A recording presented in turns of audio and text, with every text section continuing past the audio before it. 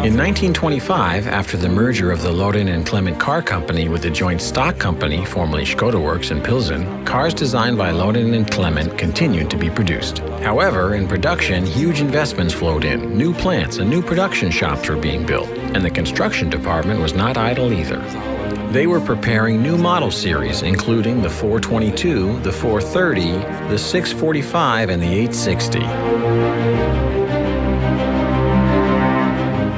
For these models, the name was an abbreviation containing the number of engine cylinders and power output.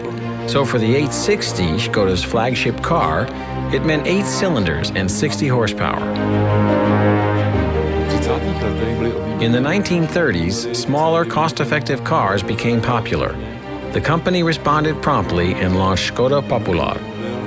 The design of the new car had a new frame with a central backbone tube.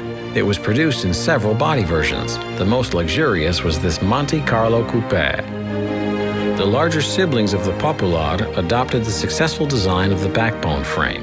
These included the Rapid, the Favorit, and the company's flagship, the Superb. After the Second World War, the company faced great changes. First of all, it was nationalized. Later, branch plants were set up in Wrocław and Kwaseny. Production began with the innovative Popular model branded Skoda 1101, known as the two-door. This was followed by the Skoda 1200 sedan, which was the first car with an all-metal body. Another type was the Skoda 440, which was nicknamed Spartak and was the direct predecessor of the Skoda Octavia, the first car bearing the name.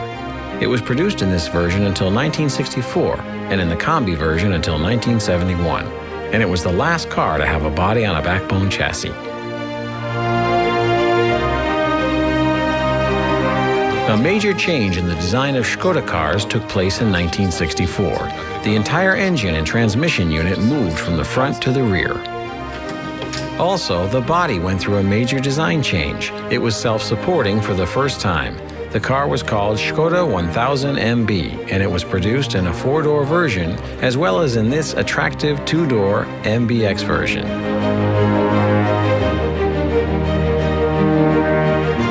Thanks to the subsequent models, the Skoda 100, 110, 105, 120, and 130, the rear engine concept remained in production until the end of the 1980s.